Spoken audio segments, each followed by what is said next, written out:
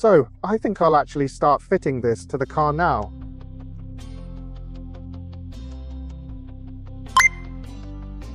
And with this, I'll go ahead and fit it to the car. First of all, prioritize fastening these 4 clip locations.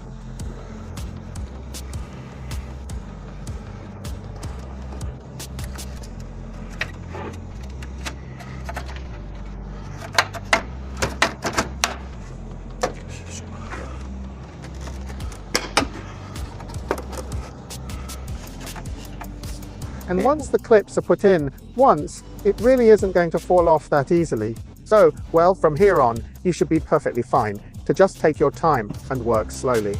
And another one inside, like.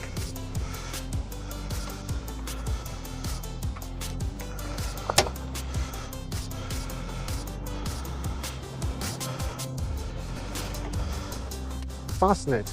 And well, while we're fastening the inside, let's do the indicator connector too, before we forget.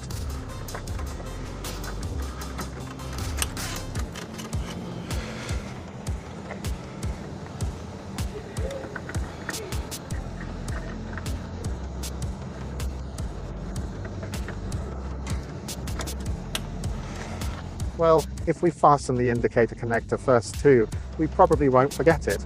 And next here, we'll fasten the 5 spots we looked at initially from the back using these screws. And for one spot, from here, you'll need to fasten 1 spot deep inside. So,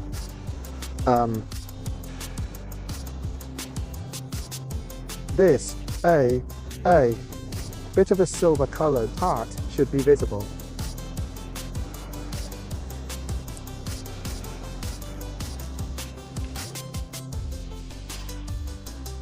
And next, there are 2 spots in this part here, and accessing this part, if someone has small hands, they might just possibly be able to do it from above, but well, it's actually right around this vicinity.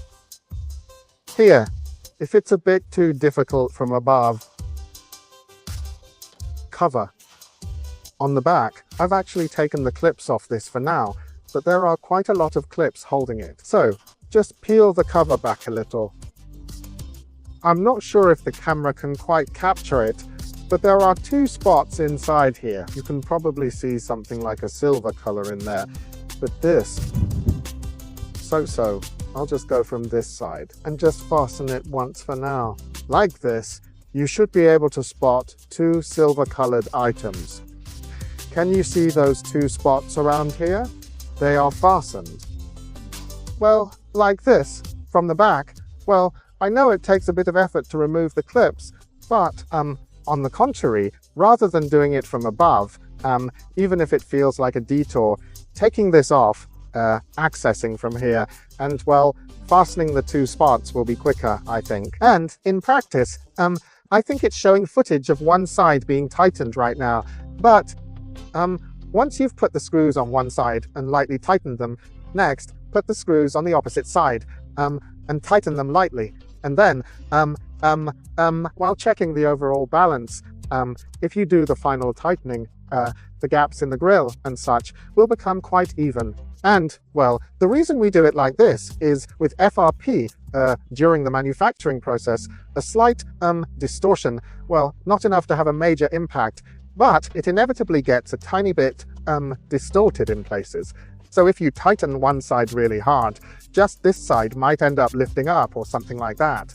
So as long as you tighten both the left and right sides evenly, well, it'll settle in across the board and the grille will fit perfectly. And, well, if it looks a bit warped, you might think there's a fault with the product, but inevitably, when making FRP in the production process, there are quite strict aspects depending on the heat application, how it's applied, or the drying time. It can slightly shift just a little bit sometimes, but well, to keep that shift really to an absolute minimum, our FRP products actually, the molds themselves are made very solidly, so just when tightening the screws, you just want to tighten them somewhat evenly. Rather than applying force to just one side, if you tighten them evenly, it'll definitely fit perfectly. If at that point it already looks quite clearly wrong, please contact us. Well, we've shipped quite a lot of FRP products, and we've never been told it simply won't fit at all. So, well, without worrying too much, I think you'll be fine to just attach it. Just ensuring you tighten it evenly is all you need to do, I reckon. So, let's just move on to the other side now. It's roughly around here. This. Around this area. Tightening the bolts too. If you tighten it extremely hard, well, the force of driving in a screw is really strong.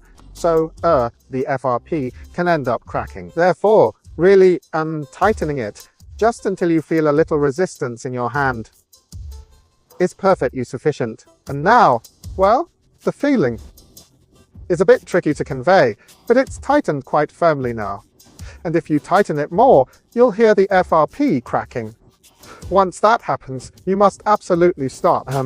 If you go any further than that, the part inside will crack and you won't be able to secure it anymore. Really, when the part, or rather, well, when you feel just a bit of force applied to the tool, just a slight squeeze is truly enough. And if you pull it in too much and it cracks, it might be fine if it stops at the back, but the crack can extend all the way to the front. So when full, tightening, T.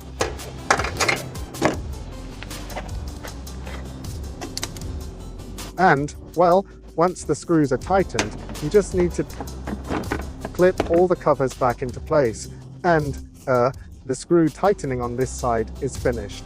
In practice, due to vibrations and such, the screws might rarely loosen slightly, so, well, it might be a bit of a hassle. But after driving a bit, well, say around 1,000 kilometers or 2,000 kilometers, or just touching the grille, if it feels a little loose, tightening it up a bit more will give you peace of mind while using it. And finally, this part here.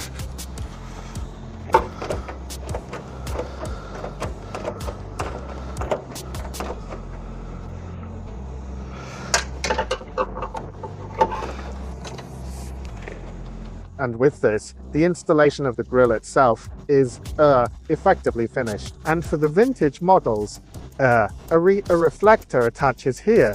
So, well, if you just align and stick the reflector on at the end, then this, and the grille installation is fully completed.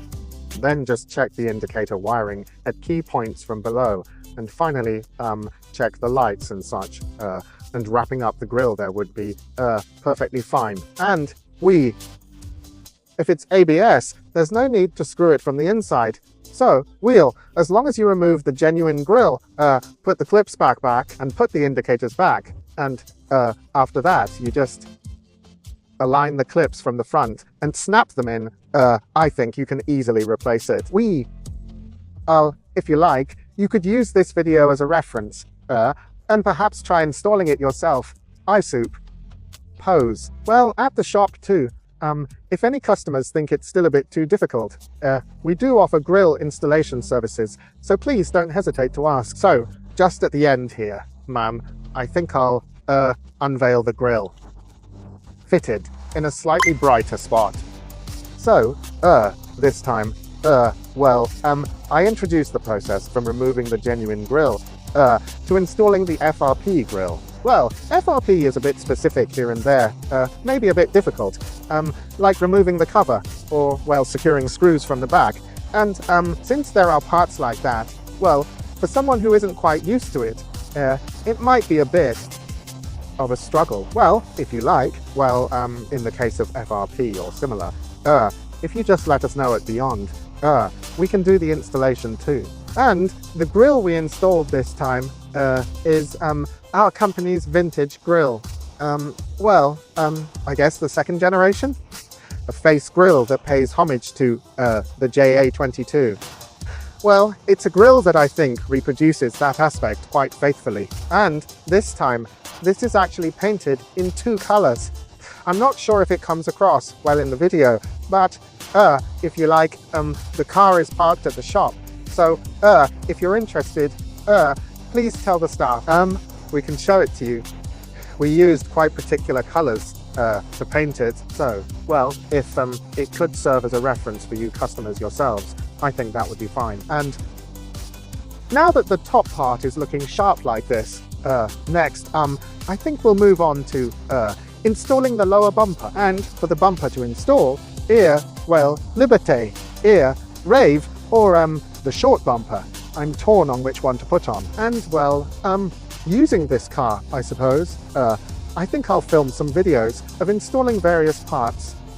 So, well, I hope you'll look forward to seeing the changes. So, please, if you could subscribe to the channel and leave a like, it will encourage me to make the next video. So please do. This time, I showed you the installation of the FRP grille. Thank you very much for watching.